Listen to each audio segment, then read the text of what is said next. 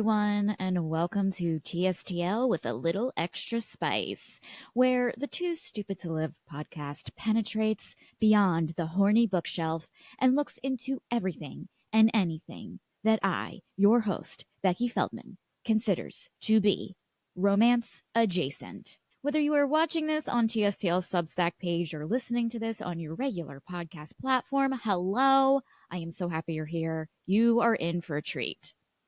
So today's topic feels like a role reversal, if you will.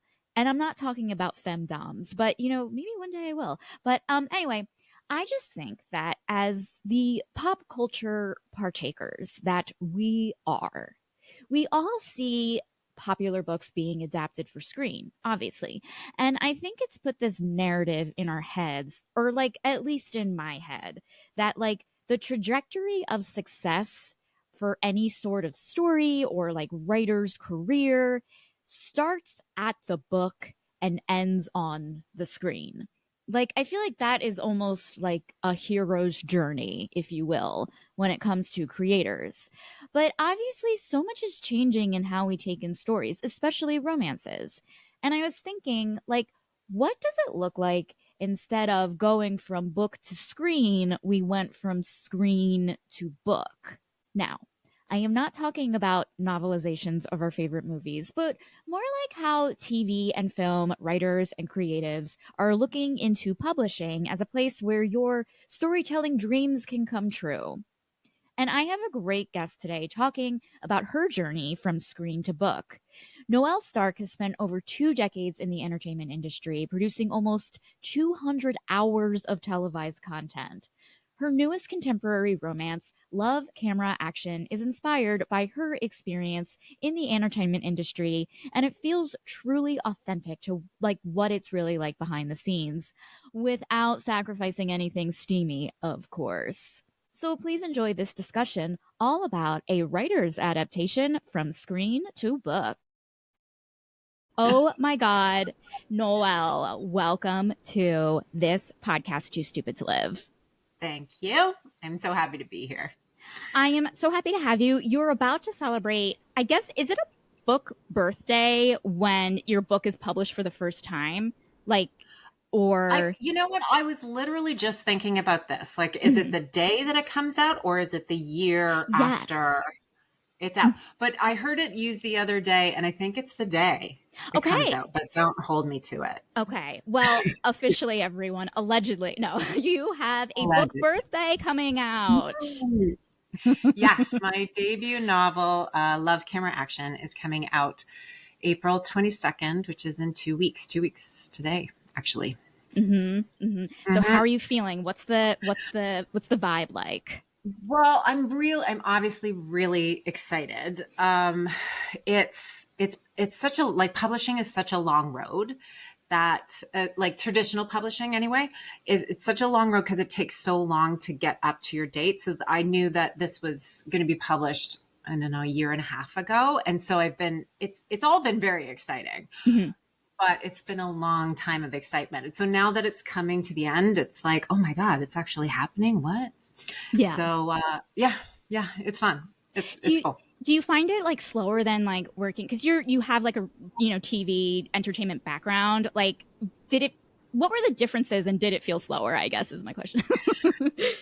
I mean, yeah, it felt a lot slower. I think decisions are made slower because they plan so far in advance. They plan like a year or 2 years in advance.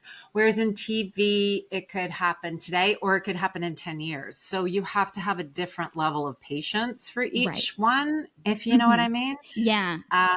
So yeah, it felt long, but I think it's just the nature of traditional publishing. Totally. Okay, well, let's rewind a bit to how you got into writing romance and just like your backstory. I guess you were born and then what happened? Go for it. I was a young girl in a small town in Ontario. Yeah, okay, so romance. So I have a background in TV and film. But there was a time when I shouldn't say it was a time because I'm still in it, where I just started binging romance. Like I was binging romance books like all the time, reading like one every 2 days. And I had no thoughts of writing a novel at all because I have huge respect for authors. And I was like, that's too hard. Like, that's for super smart people. And but then I kept reading these romance novels, and I was like, oh, wait a second, like maybe I can write one of these, like maybe. Totally naive. It was so hard. It took me so long, and like stealing time to write it. And eventually I did, which was great, and it's getting published. But as I was writing it, I didn't want to. I didn't. I wanted to set it in a world that I knew. Yeah. Because I didn't want to distract from the characters or the plot. Like I didn't want to spend the time world building. So I decided to set it in the TV industry, which is something I know very well because I've done pretty much every job you can imagine in TV, in scripted and reality. And so I set it in that so that I didn't have to really worry about that. Yeah. And so that's how the book was born.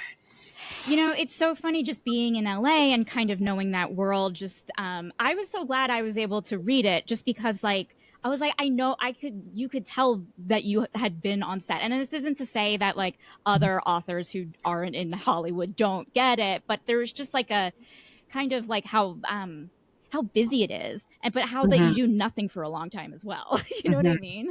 Yeah, it's a lot. It's actually really boring at times and then very, very charged. It's like, oh my God, we got to go. And, I'd read a lot of Hollywood romances, and I noticed that a lot of them were focused on the actors or the writers, which, kind of makes sense because actors are exciting and writers, other writers know.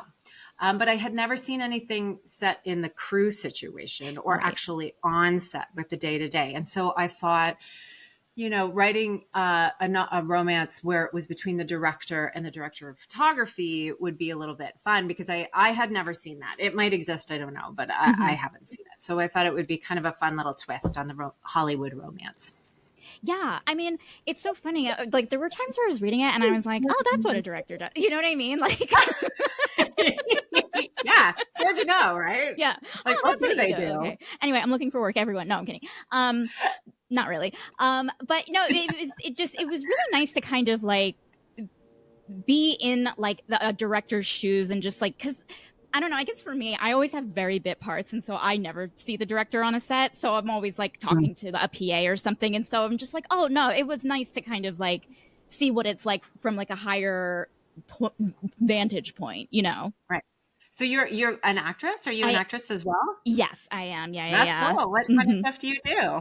I basically pop up here and there on shows. Like I was just on St. Dennis Medical playing a weirdo. I was a weirdo on Abbott Elementary. I'm just like I'm a weirdo. I just pop up. Right. Like you're the Kristen Shaw character. What a dream that would be, except mine are just like one lines and then they're like, get her out. She's too weird. Yeah, but that's so cool. Those shows are great. Yeah, it's a lot of fun. And honestly, like reading the book made me kind of like think a lot about like the cruise and like how, the main character comes in as like a guest director and she's kind of coming into this world where everyone is kind of already family and she's kind of like the guest in like a family's home. They're a well-oiled machine. She has that going against her on top of gender, on top of experience, things like that. And so I guess I have to imagine that comes from real experience or yeah, like I mean I've been a director on shows of various kinds.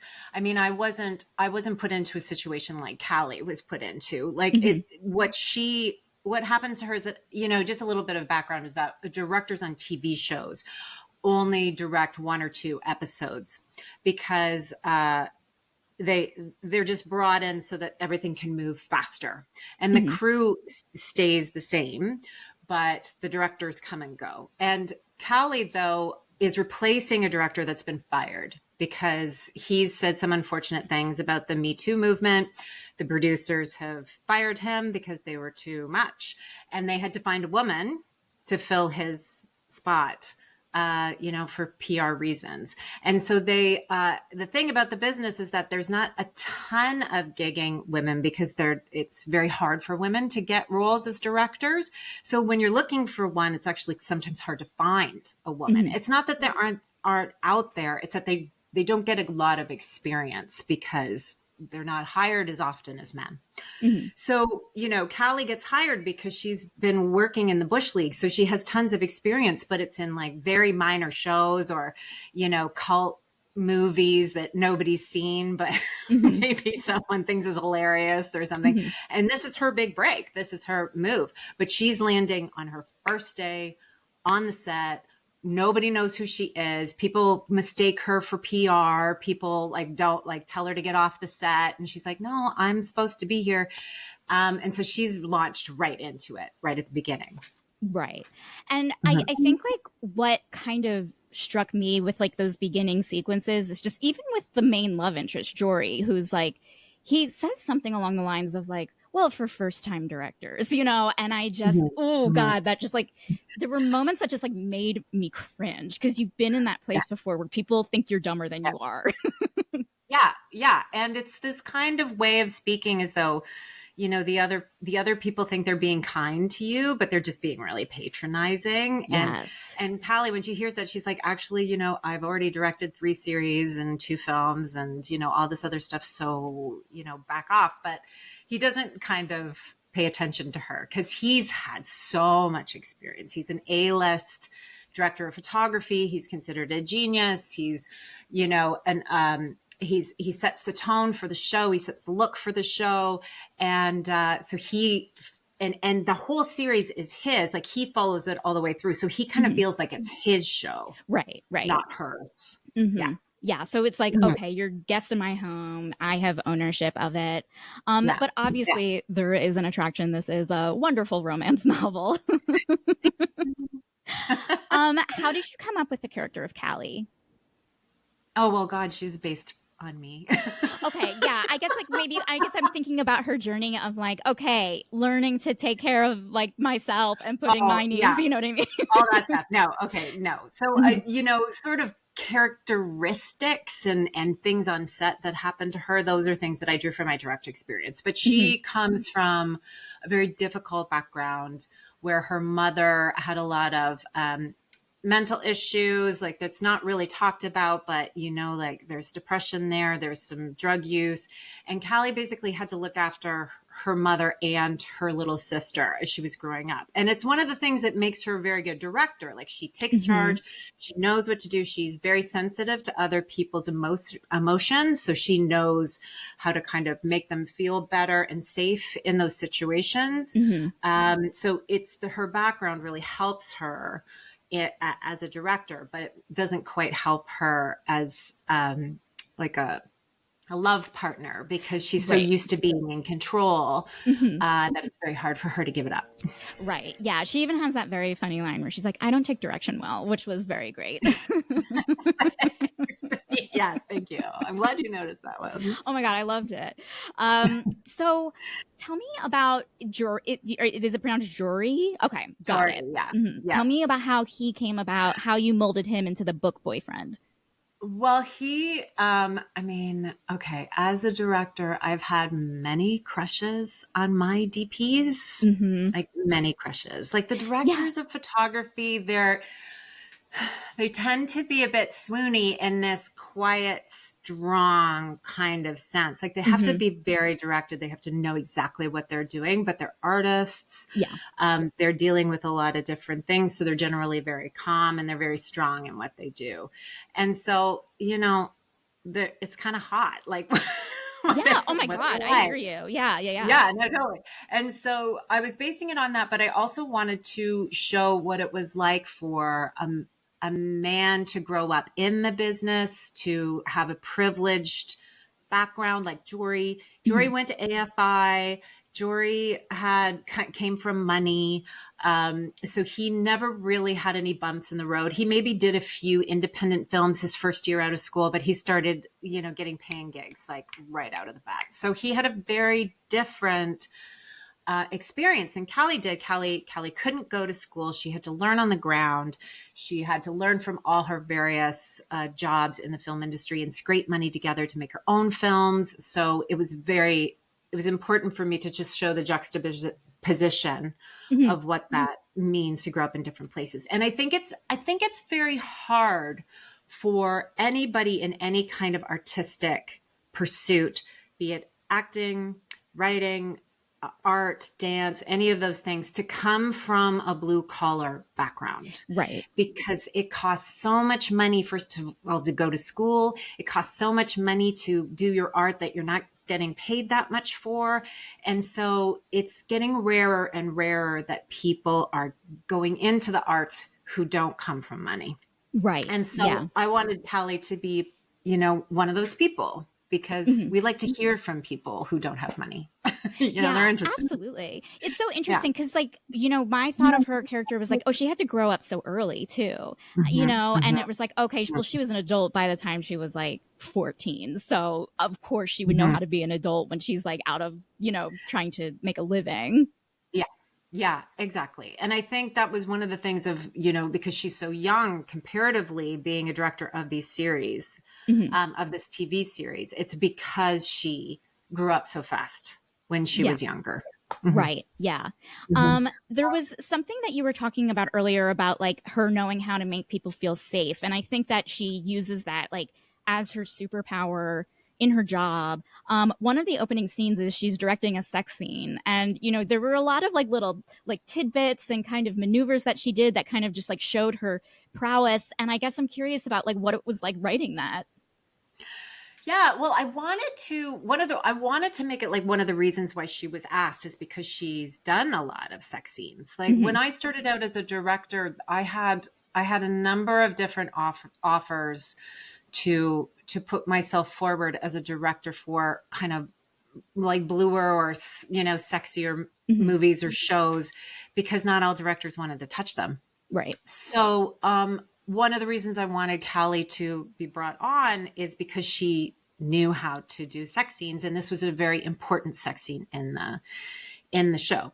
Hmm. And so, you know, sex scenes. I mean, I come from an acting background. I was an actress for a long time. I went to the neighborhood playhouse school for the theater, Hmm. and I've done all sorts of different acting roles, and some of them were very racy. Hmm. So I was on that side of it.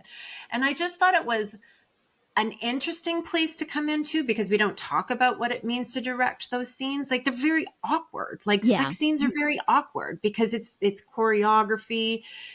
As much as maybe your fellow actor, you're still right in their face, and you might be close to naked, they might be close to naked, and then you have to worry about where the camera is, and you have to worry about your lines. Like, it's very choreographed. So I wanted to kind of launch into it because it's not only very titillating because it's a sex scene, but it's also very banal on the other side, Right. because it's so specific how you Hmm. have to direct them. So Hmm. I thought that was a fun thing to kind of explore. Yeah, I really liked it. Like, I it's just enjoying like her role, like like as an intimacy coordinator. They didn't have an intimacy coordinator on that scene, and just like seeing her kind of like have a level of empathy for like both actors. Like that was another thing about her character was like, the character of Paulo, like he is someone that I would be like, get this guy away from me. But her character is just like, she kind of like looks behind his kind of veneer and like has a level of empathy that I'm like, oh, I really should be doing that more. Oh, that's nice. What a Yeah. sweet response. Yeah, poor Paolo. Paolo is a model. He's been cast in this role because he looks exactly like the part, and he's beautiful, Hmm. but he has no acting experience, and the producers don't really care that he doesn't Hmm. have any acting experience, because he hits well with the demographic, which is key in a Hmm. lot of TV shows. And he's scared. He's scared because he knows he's not very good. He knows he's costing everybody a bunch of money. And what does he do? He acts like a jerk. He's very arrogant. Like, he says things that are inappropriate, and he tries to swagger his way around. And Callie looks at him and thinks, she kind of sees past the arrogance and sees the fear, because it's kind of her job to get the best possible performance from Mhm. him that she can get. And so she has to look at him in a different way that maybe other directors hadn't. Like Yeah. maybe in the past, directors had kind of dismissed him. Mhm. And so she found a way to bring out the best in him. Um, which is kind of the director's job. Yeah. And she like Callie really loves actors. Because they're like, like actors are they're vulnerable, delicate things, even though they're Mhm. loud and brash and they look like they're hilarious or like nothing can touch them. They're Mhm. like scared little like forest animals. Yeah. And they want to be loved. And like all of us, that's just their hearts are on their sleeves. So Mhm. Callie really understands this and tries to help Paolo through it. And, to mixed degrees, she does. Yeah, yeah. It Mhm. seems like Mhm. she was just going through this trajectory where she was kind of put in these positions of like she's set up to fail, or like she is now in a position where like there's nothing she can do, but she's taking the fall for it, and Mhm. like that Mhm. kind of stuff. Like I guess for me, just as a reader, and just like there's like this little girl inside of me that's like that's no fair. I don't like that. Yeah. Yeah. It's not fair. It's not Yeah. fair at all. Yeah. I mean, I've been in positions where I knew I was a dead man walking kind of thing. Hmm. Like I was doing my best, but I knew everyone had turned against what my ideas were or what I was doing. And I knew there was nothing I could do about it. And you just have to keep going. And it's a Yeah. very hard place to be, but there's nothing you can really do. And so Hmm. Callie, what's great about Callie is that she just keeps going and she keeps looking for those moments of grace that Hmm. says, okay, yeah, I'm doing the right thing. I'm on the right track. And she does find those, but Yeah. she's it's an uphill battle. For sure. I Mm-hmm. guess I'm just like I'm impressed with the attitudes of these characters. Because even with Jory, there was a level of like self-awareness that I wish all people would have. Yeah. And that's the thing. It's like, yeah, we all hope. Um, Jory isn't a bad guy. He's a very self-aware guy, but he's lived in this kind of masculine world for so long. He doesn't know another way to be until Callie comes in. And so then he fights the new way of being for a bit. And then he realizes that he's the problem.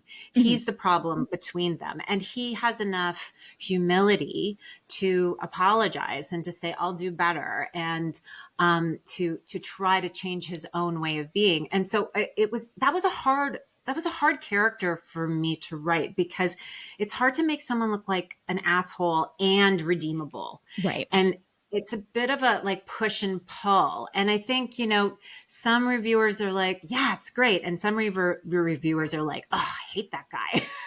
Right. Yeah. Like, Yeah. Absolutely. Like, I mean, yeah. honestly, like reading his character or, meeting him, I'm just like, oh, this Mhm. guy. But then just like realizing, like, oh, I was blatantly wrong, or like, oh, I didn't think of it this way. And then I'm like, well, that's like really sexy. Oh my God. Being self aware. That's really sexy. Right? Right. Isn't that so sexy? If guys Yeah. knew that, if guys knew just like a tiny Right. apology, a little bit of self awareness, like Yeah. knowing why you're apologizing. Exactly. It's like, Yeah. oh man, it's like not that hard.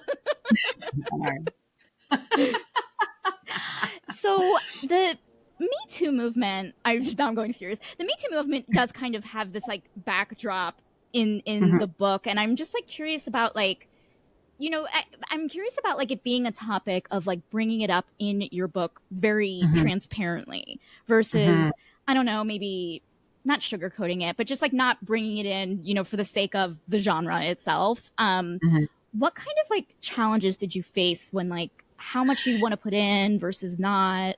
Yeah, that's tricky because like at the bottom, this is a rom-com. Like it's Right. supposed to be funny, it's supposed to be light, it's supposed to be just a joy to read. But I like a little bit of broccoli with my rom-coms. Hmm. And so and I also didn't want to ignore the fact that it's hard being a female director. Like, it's very hard. It's hard to be a female in any role on a set, Mm-hmm. Including an actress.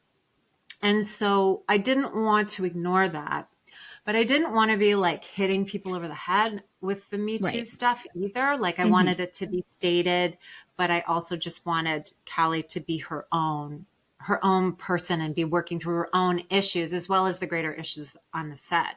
Mm-hmm. And it's funny because when I started writing this, the Me Too movement was kind of winding down, Mm-hmm. and I was worried when it got picked up that maybe it wasn't relevant anymore, that maybe it was like I was just a bit behind the times.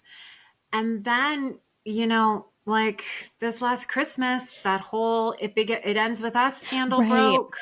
Mm-hmm. And then, Honora, which is an amazing film, and those seem like amazing people, but they didn't have an intimacy coordinator on the set. Mm-hmm. And there's a lot of thoughts about that kind of thing. Like, the lead actress said it was no problem, but those were pretty explicit scenes for Yeah. all those women. So I think it's kind of an evergreen story, sadly. Yeah. How women Absolutely. are treated on set. Mm-hmm. Yeah. Because, like, I think that, like, right now, we as a society take things the wrong way, and I feel like Me Too just made everyone scared, so they're like, let's just do this, I Mm-hmm. don't know, and then we're just like kind of in a panic scared kind of mode Mm-hmm. of like, oh, let's just make her direct it, okay, sure, and Yeah, yeah, yeah. yeah. And that I tried to put that in the book too, that Jory was Mm-hmm. very scared that he was going to get called out for kissing her. Well, Mm-hmm. she kisses him. I don't know Yeah. if that's a spoiler. They kiss. Mm-hmm. Shocking. It's a romance. And can you believe it, you guys? Okay. Yeah, totally. Um, so he's very worried that she's going to report him to HR. They haven't done anything wrong, but there's kind of a level of fear on the set that they might be doing wrong. And he questions himself. He's like, oh my God, am I wrong? Am I a bad person? I don't think I'm a bad person, but God, am I? And that's part of that self-awareness where he's questioning his own behavior. Mm-hmm. So I wanted to make sure that was brought in because I think a lot of people on sets are worried now Yeah. Yeah. about their behavior. And I think they should be, but hopefully we'll get to a point where it just chills out a bit. Totally, yeah, because it's just like I feel like everyone is just kind of towing the line a bit, of like what's appropriate, what isn't. Am I too Mm-hmm. rigid? Am I too now inappropriate? Like I totally get that.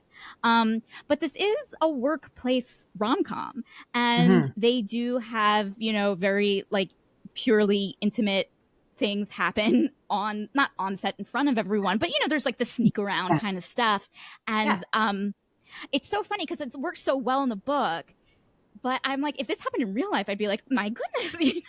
Yeah. Yeah. Yeah. Like, that's the thing. You kind of have to say, okay, like, this is hot and sexy in a book. Like, would it happen in real life? Probably not. Like, you have to kind of suspend your disbelief a little bit for that. For sure. Yeah, For because sure. you need it. Because I think that like it kind of makes you think like our workplace romances in this day and age, like are we still allowed to do that? Do you know what I mean? Like, are we Yeah. going to get to that point? And Yeah. the fact that we can still have them. Yeah, I know. Like, I was watching The Office again with my son because he hadn't watched the whole series, and some of that stuff, and it, like, The Office is what, 10 years old, 15 years I old, think it's like and 20 I'm years like, old. oh my God, is it actually I 20 think years it old is. now? Yeah. Holy cow! Mhm. Anyways, I was looking at it going, wow, they are Yeah. treating Angela very inappropriately. Yes. I'm like, Yes. oh my God. Yeah. And this is the thing, as like me growing up in the business, there were things that were happening that you just kind of accepted, like Mhm. sort of sexist things that you just kind of didn't even really notice because it was just the way of things. And then when the Me Too movement happened, all the younger people that had come up during that were pointing out things that were inappropriate. And I was like, oh my God, they're right. Like, that's not appropriate. Like, I would have Yeah. let that skate by 10 years ago. But Totally. now you can't. I think things are better for that. Sure. Oh yeah, absolutely. But yeah. Yeah, Yeah. yeah, So the yeah. workplace romance is hard though, because, everybody's on eggshells. Absolutely. Mhm. And I mean, it's not even just like with this book in particular. Like, I don't know, like just I mean, of course, our brains go there of just like, oh, it's like having sex in like the closet or like, you know, on Mhm. the cash register or something. I mean, it's all Mhm. so heightened and fantastical and ridiculous. And it's like you think about Yeah. it in real life and you're like, oh Yeah. my God, did I just like pay money to buy a coffee and like people could have had sex on this cash register? I see where your mind goes. I Yeah. see that. Yeah. But I mean, like, just, you know, a lot of overthinking happening. Mhm. Mhm. Mhm. Yeah. I mean, and I thought it was kind of a fun fantasy of people, like a couple hooking up all over a hmm set, because the different set pieces are really fun and fantastical. So hmm they're hooking up in these places that put them in a different world. So they hook up in this one place that's a small bathroom, but Callie's kind of transported back to when she was clubbing, and Yes. you know, in those small bathrooms, those black bathrooms that are in clubs with the hmm black sinks, and she's just transported back to when she was younger. Or like, you know, they hook up on a CIA surveillance truck. You know, Yeah. it's kind of, they're fun little fantasies when you think about them. Absolutely. And I think it kind of like, I think that there are people who have the fantasy of like almost getting caught, you know, or like getting intimate at a place that's like wildly inappropriate. Like there's something very Mm-hmm. like titillating Mm-hmm. about it. And like, you know, Mm-hmm. I certainly like felt that, you know, of just like, Oh, oh my cool. God, are they going to get away with Yeah, it adds another level of danger. And if God, if they were Yes. caught, they'd lose their hmm jobs, right? Right. Like, Yeah. But they mhm. weren't. And you're like, this is so fun. This is amazing. I wish life were like this. I'm so glad you thought so. That's awesome. When you when you like made the decision to write, was there like one genre or like one author in particular that was like, okay, I read this, I'm gonna do it? Like, who was your inspiration? Um, I read a lot of different romance. I read fantasy, sci-fi, historical, like all the permutations, like MMF, Mm-hmm. MMM, MMFF, like Yeah, all all the the different M's and things. F's and yeah. All the M's and F's, all the asexuals, all the demisexuals, all the things. Mhm. But I think when I started writing that, the thing I really loved was the hating game. Like everybody, Yeah. Mm-hmm. Yeah. everybody loved that book. And I honestly think that's a perfect contemporary I romance. agree. I completely agree. I literally just read it and Mm. watched it recently, and I'm like, this is to a T. You know? Yeah. I actually won't watch the movie because I'm afraid it'll wreck the book for me. Here's the thing. The book, I Okay. will say the book is better. I had to watch the movie for, I was doing a friend's podcast and we were doing a compare and contrast. And so it was like, I Okay. had to watch it. Not, Yeah. and I enjoyed it. And Oh, the good. movie does stay true to the book. The book is better. I don't know. Hmm. For me, the book is always better, but like, Yeah. that's just my opinion. Yeah. It's hard to translate books to film for sure. Yeah. But hmm yeah, that one I think was my main contemporary, when hmm I thought, oh, if I could reach that's my goal, to reach that structure. Right. Hmm. Were you Hmm. ever like considering other genres like fantasy or historical or anything? No, I wanted to do contemporary because I didn't, again, in the world building. I Right. Yeah. wanted to get my feet in something that wasn't as complicated. Like now that I'm, understand a bit more, I'm moving more in those directions Cool. because I Yeah. feel like I can. So, um, yeah, I have a little bit more understanding of I the think form. so. Just a little. What was it like, you know, like pitching the book and kind of trying to get it out to publishers?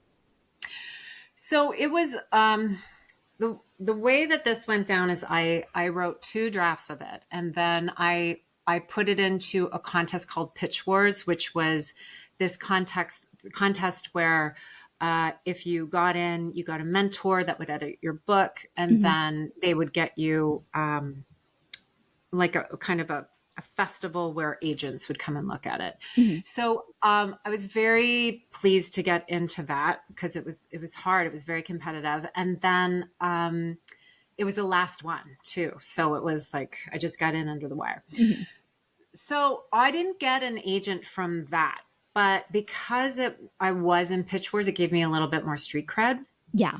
And I mean, I was just talking to somebody on TikTok about this because someone on TikTok was saying, like, how many times do you have to query agents? Because if you want to do traditional publishing, you need an agent. You can't hmm go straight to publishers. So this woman was saying, how many times do I have to query? And I said, people told me you have to query 70 or 80 people before you decide that your book is not right for this moment. And I think it took me 40-ish to find my agent. And then after that, it took another year for a publisher to buy it.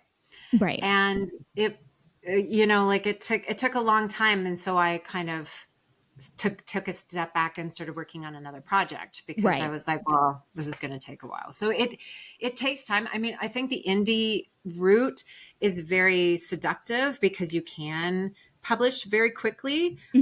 Just for me, I didn't want to get into the marketing of it and the formatting. Like I was already maxed out with the writing and trying to find all these things that I couldn't then think of marketing and stuff. So, Right. but indie publishing is just so different in that way. Absolutely. When you were working with a mentor after Pitch Wars, like what were some things that you learned that like you take with you now? Oh my gosh. So many things. I had this amazing mentor, Kelly Siskind, who has written a ton of romance novels herself. Like basic structure, grammar stuff that I was doing that I didn't even notice, backstory, like making backstory much richer. Like that is the one thing that I would say to anybody who's writing a book: get an editor, get a mentor, because they will help you so much. They'll deepen the book so much. That you would never even realize that you needed. And so she really helped me out on that. And I hire her now because she was so great. Yeah. Do you think that like your experience working in the entertainment industry like helped you with like the more collaborative kind of Oh my God. yeah. 100%. 100%. Like when I started in TV, and I would get notes on my work, I was crushed. I was crushed. I was like, how could they give me notes? It's perfect as it is. And then, but you have to do the notes because it's your job. Like you're getting paid to do the notes. And it teaches you that there's nothing as sacred. It's got to work. If this person who's paying you doesn't like it, you have to change it.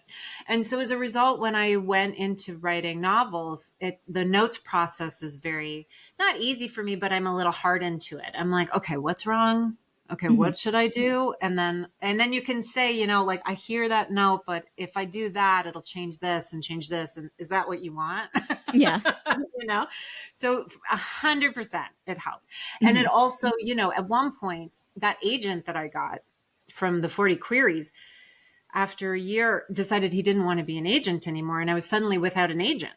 And all my writer friends were like, are you okay? You've lost your agent? I'm like, I've lost so many agents over the years. I'm sure another one. it'll be fine. And like 2 weeks later, someone from the same agency picked me up, thankfully. But yeah, working in the industry really makes it. You just take things a little less to heart. Yeah, because I imagine like you develop a thick skin, which I'm sure probably benefited you when you're writing your first book.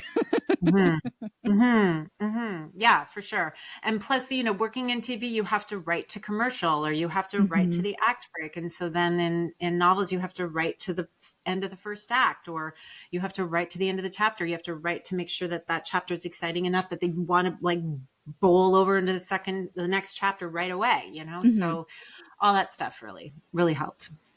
Describe to me like your writing process. I know with writers, and I could be getting this phrase wrong, there's writing by the seat of your pants, pantsing, Right, and then plotting, plotters? Plotters and pantsers. Okay, tell me if you're a pantser or a plotter. Yeah, so I started off as a pantser, and it takes a long time to pants, and you have to have a lot of faith in the process. So now I would say I'm kind of a plotting pantser, whereas I have to I have to have a basic idea of where I'm going and then go, and just so that I'm not veering off all the time. So I force myself to plot. I don't like it. I don't like it at all. I feel it's very uncomfortable for me. I'm like, I don't know how they'll be. Yeah. Let's let the characters speak. Sometimes they don't. So you got to know where they're going. So yeah, I would say I'm a plotting Yeah. pantser at this point. I would imagine just because, like, I don't know, in the entertainment industry, when you're supposed to give pitches and you're supposed to show an outline, like, that is like, plotting versus plotting, meaning you outline it first, I'm Mhm. assuming. And then, like, pantsing is you're just sitting at your thing and just, Mhm. writing. So I Yeah. imagine that, like, maybe did you feel like you were like using the same kind of brain muscle when you were doing the little bit of plotting? Yeah. Yeah. I mean, yeah. In TV, when you're pitching, you have to know 10,000% more than what you're actually pitching. So Mm-hmm. your pitch might only be 2 pages, but 100 pages worth of stuff. Whereas, in novels, you kind of have to put that 100 pages on the page. Right. Yeah. Yeah. You got to you write it. know? Yeah. Yeah. Yeah. Yeah. So they're different muscles because you have to, they're like advertisements. You have to like really grab someone with the tone and what's happening and who's going to be in it right away. Mm-hmm. Because people hear pitches like every 15 minutes in some Yeah. places. And if you don't grab them, then, you're dead in the water in 2 seconds. Mm-hmm. And, that's another thing, in books, a lot of people read the first couple of pages, and if they're not into it, they're not into it. So Yeah. you have to grab them right away.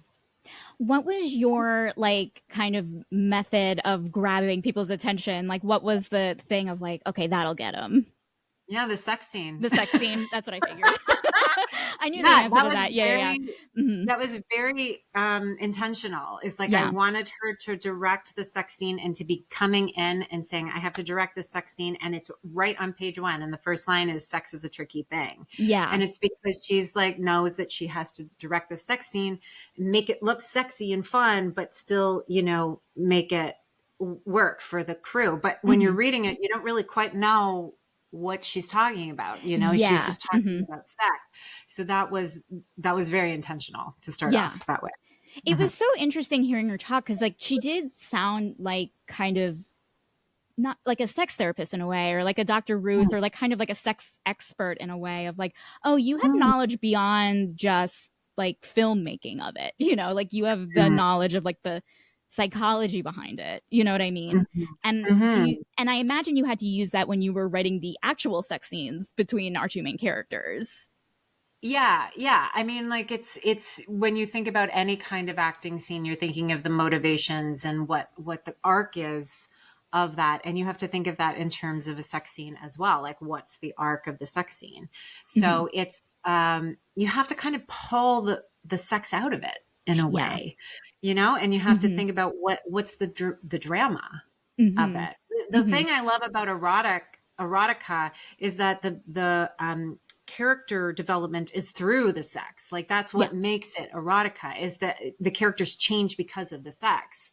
Hmm. And so that's a cool idea to me. I like that. Absolutely. And I actually kind of saw that in this book where you see a different side to Jury when he's like very like, I mean, she even says you're a great dirty talker, and like you see kind of her like little Yeah. like bratty side. Like, you kind of like Yeah. hint at it with their flirting, but then like once they get it on, it's like, oh, well, she's seeing a different side to him, and that's kind of making Mhm. her grow in a way. Yeah, and I think that's important to put into sex scenes. Like, he sees something that he knows he needs to fulfill a certain role to get her to let go. Right. And it's very thoughtful. It's like a bit of a machination for him, but it's Hmm. fun and it's sexy and all that stuff. And when she realizes that he's done this to help her let go, she's really touched, Yeah. because she realizes, oh my gosh, this guy was really looking at me. Like, he was really concerned about Yeah. how I felt and what Hmm. I was doing. And he kind of just shrugs it off, but she's really, like, her heart kind of glows because of it. Absolutely. Yeah. Like, she feels, the valued, and, for just being her, not because of like what she's doing for other people. And I think that that's true in sex, when you can be with someone who's really looking at you and really attentive, Hmm. and you're attentive back. That's when it's really special. I mean, Absolutely. think it's Yeah. rarer than we read. Exactly. That's why these books exist. It's like, this is what we want, you know? And Yeah, you know yeah. what's also very funny? Another thing that like I was like, this is really sexy is when he has to get an endoscopy and she's like, I'll drive you. And I'm like, that's the sexiest thing in the world. And it's like, that's how I know I'm getting older. It's like she drives you Oh to the exam. yeah. No, for sure. It's like it's not just showing up for the booty call. It's like, yeah, I'll take you to your director's or your doctor's appointment. Right. Like that's so yeah. And I think as women too, uh to have somebody help you just randomly is so sexy. It's Yes. unbelievable. It's like, oh my God, you want to help me? Yeah. Thank you. Because you're Thank always like, well, you. what's your end game? Do you want me to pay you, or do you want me to do something for you? And it's like, I don't understand the concept of someone just being a good person. That does not make sense. Yeah, yeah, I know, right? And so when someone is a good person, you are kind of like giving them the side eye a bit because you're like, what is your end game? But then when you realize, oh, they just are genuinely want to Mm-hmm. help you, it's a really lovely thing.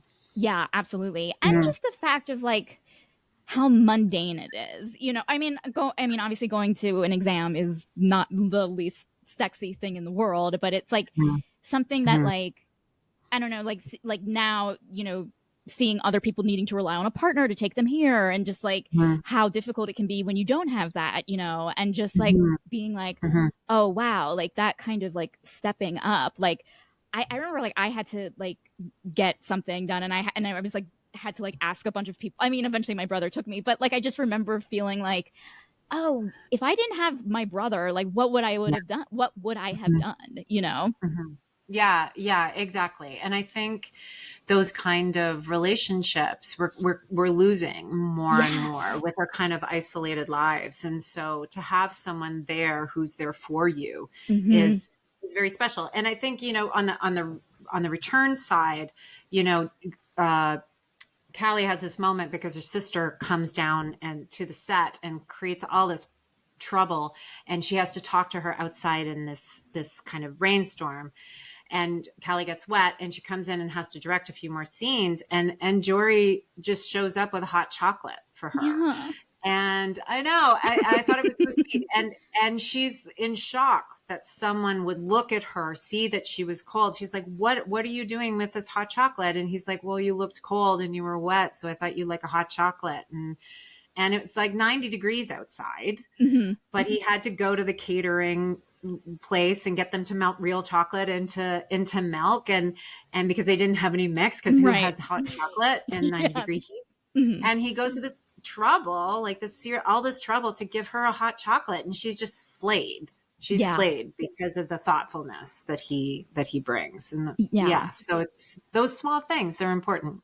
Absolutely. Absolutely. Mhm. And like, yeah, because just like thinking about like, oh, the grand gestures isn't just like being in an airport and proclaiming your love or it's like the rain, you know what I mean? Like it's like, oh, it's just like those like tiny things that I'm like, this is this is way more romantic than like, you know, I don't know, Titanic or Yay. something, you know?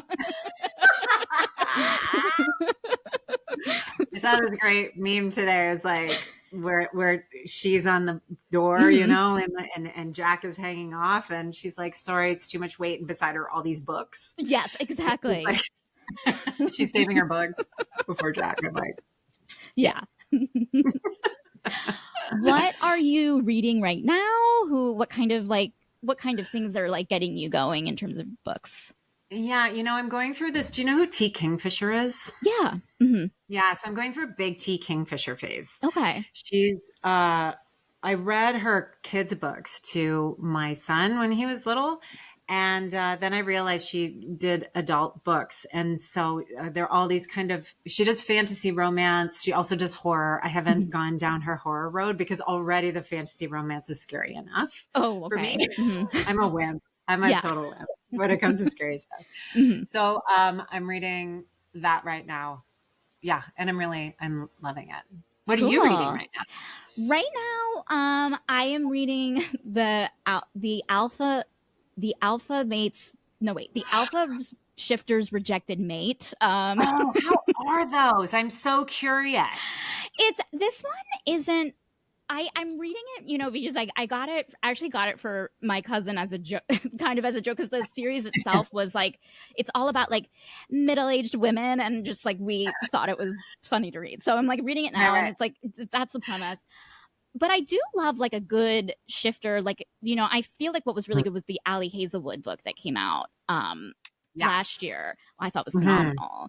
Um, I really love that book, and I was very angry it was over and there wasn't another one available. mm, So mhm. it's But I think coming out there's this one coming year. out. Yeah. Yeah, I think it's coming out this year. I thought that was really good. That was my first day Ali Hazelwood that I'd read, and I thought it was really Wow. cool. Yeah, I've only yeah, ever read her like rom-coms, so I was like ready for like a cute thing, and then I'm like, wait, yeah, why are there vampires? I mean, I could have looked at the yeah. cover and I didn't, but you know.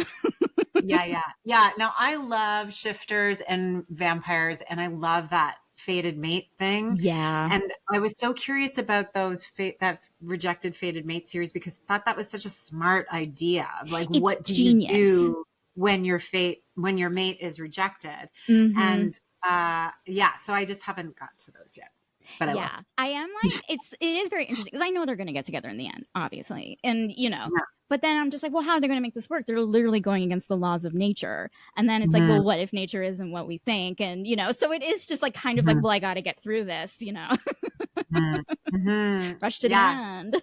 yeah, totally. They had a similar thing in the Akatar series where Yeah, there's, that fated mate feeling, but some people had fated mates and they didn't like each other, which right. sounded like Rysand's parents didn't Hmm. like each other. And I thought that would be hellish. That would be the worst I thing ever. know. Yeah. And it's just Very like, well, like, sad. because like, you want, like, there's like something about like reading a fated mates where they want to be together. And it's like, that's the Mhm. one thing we hold on to. You know what I mean? As readers, like, Yeah, these people are meant to be together. And to know, yeah, yeah. I know. I it's like, know. it's like saying that like human beings inherently have three legs. Like, it just goes against the laws of nature. Yeah. Yeah, exactly. So it's kind of interesting to see that trend being put on its head a little bit. Hmm. Hmm. Absolutely. Yeah. I mean, I did think, you know, obviously from the first book to the second book, it's, you know, how they kind of like completely erase the love interest and Uh, do the second thing. mhm. And I thought that, I know, I Right. thought it was like very clever. And yeah. Okay. Well, cool. I'll check Yeah. them out Yeah. for sure. Oh, yeah. You'll love them. Like, they're just they're dense, but like, and I did have to like take a break because I was like, you know, when you get into like a genre and you're just like, I'm gonna read all romantic fantasy all the time, and then like Mhm. you reach a stage where you're like, I just read like all of this romantic fantasy and I don't think I can read Yeah. another one anymore. And I had Yeah. reached that point. Yeah. Yeah. For me, last year was hockey Yes. romances. I was reading so many of them and I was loving them, but then I was just like, no more Yes. hockey. Yeah. Is it I okay, so I am so not a sports person, but is the hockey thing partly due because you are from Canada? Is that like I am from Canada. is there like a I mean, I wonder because I do really feel some weird connection to it. mhm. A funny thing that I never actually grew up with hockey. My dad was a football person, Okay. and we weren't really a sports watching thing. My brother liked basketball, like my brother liked the Lakers. Mhm. So we didn't really watch hockey. But then my dad found out when he was older that he was adopted, and he Mm. found his parents later, and his father was a famous hockey player, like Oh from I know from the original six, like the original six hockey players, like wow. from the 20s and the 30s and Oh 40s. my god. And his name is on the Stanley Cup. Like his team won the Stanley Cup. So there's this strange like connection to hockey. Yes. And so then I started looking at hockey more. Yeah. It's in your DNA. It's in, you know, it's yeah. it's in my DNA. And so I don't know, maybe that's why I like I hockey. love Hockey that. MM romances. I don't read the hockey MF romances. I like the MM Oh yeah. romances. Well, I mean, there's something sexy about like a why choose when it's a whole team or teammates getting together because it's Mhm, like mhm. you can play together, you can work together, Yeah, you can be together. yeah. This why choose thing, I've just heard this phrase too, the why choose. I love it so much. Yes. It's so exciting. Like Hmm. because you can explore so many different types of relationships. I love it. Absolutely. And it's just like fun, like I don't know, just like being in this kind of world where there's all these like weird rules, and it's just like, and it's okay. And like, oh, it's like everyone's Yeah. in a why choose relationship. Like, you're not like, Yeah. What's I wrong with love you? it. Yeah. Like, why are you I know. weird? Sometimes in on TikToks, like I see some people saying, I hate love triangles. Like, just make a decision. I'm like, why? Why do they need to make a Yeah. decision? Why can't they all just get together? I know. It was like, I was always like team both. Because remember how people were like team Jacob or team both. Hmm. I'm team both. Hmm. Yeah. Yeah, that would be awesome. Yeah. And just like, have one there when you need it and then the other Mhm. when you're like, need something Yeah. And different. Like, then it's when you're great. tired, they can go together. They can hang out and do Yeah. stuff together. And Absolutely. Because clearly they're in love we all know they're in love with each other. And so, yeah. yes. And so they should be. Mm-hmm. Yes. Absolutely. Like, oh, Yeah. God, like I like relationships that are like a little business or like little, like, Yeah. Yeah. like a nice little schedule. That's funny. So, can you talk about what's next for you? What you're writing next, or Yeah, I've a little bit. I'm starting writing the second book in the series for Love Camera Action, which is actually focused on Paolo and okay? Talia. So Mm-hmm. this one is about the actors, Yeah.